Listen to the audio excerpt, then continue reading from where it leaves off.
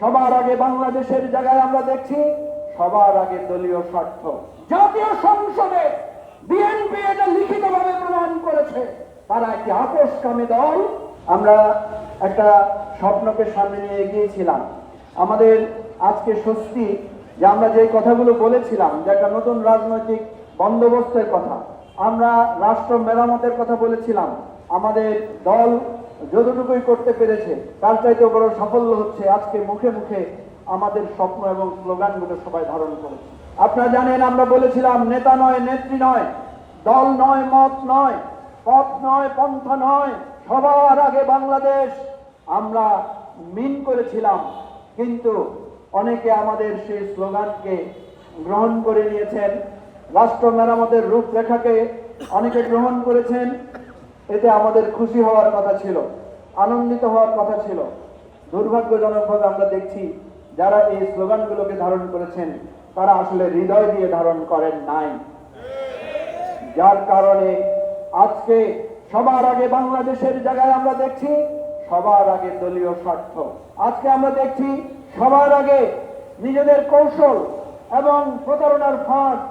আজকে আমরা দেখছি শহীদের রক্তকে অস্বীকার করার প্রবণতা। আজকে আমরা দেখছি আমাদের জুলাইয়ের অভ্যুত্থানকে ইচ্ছায় অনিচ্ছায় আকারে ইঙ্গিতে হেয় প্রতিপন্ন করার একটা অভিনব পন্থা। আমরা কি এতে দমে যাব? আমরা কি এটাকে এইভাবে বিনা চ্যালেঞ্জে ছেড়ে দেব? আমরা বিনা চ্যালেঞ্জে ছেড়ে দেব না।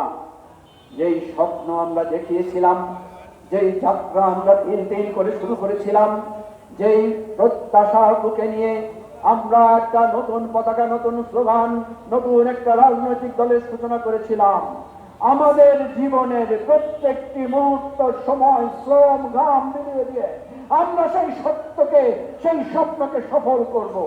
আজকের এই ৬ষ্ঠ প্রতিষ্ঠা বার্ষিকীতে এটাই আমাদের অঙ্গীকার।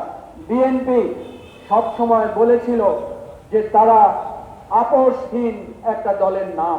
আমরা দেখেছি বেগম খালেদা জিয়াকে অনেক অত্যাচার করা হয়েছিল, অনেক নির্যাতন করা হয়েছিল, অনেক ভয় ভীতি প্রলোভন দেখানো হয়েছিল, কিন্তু তিনি কারো কাছে মাথা নত করেন নাই।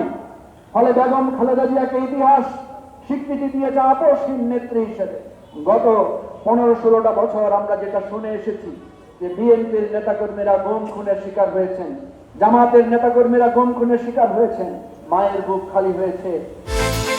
বিকাশ পেমেন্টে ১০,০০০ টাকার বেশি অফার, শপিং চলছে তো। কিন্তু আমরা গত পরশুদিন বিএনপির একজন প্রভাবশালী নেতার একটা কথা শুনে হতবাক হয়ে গেছে। বিএনপি নেতা সালাউদ্দিন সাহেব বলেছেন ওনারা সব ক্ষেত্রে আপোষ করে শুধু একটা নির্বাচনের জন্য ওনারা নাকি জুলাই সনদে স্বাক্ষর করেছেন এবং গণভোটে সম্মত হয়েছে। আমরা অবাক হয়ে গিয়েছি।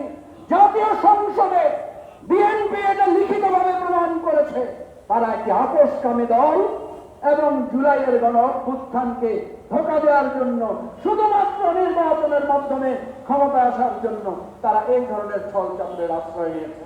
এটাকে আমরা নাম দিচ্ছি বিএনপি 2.0।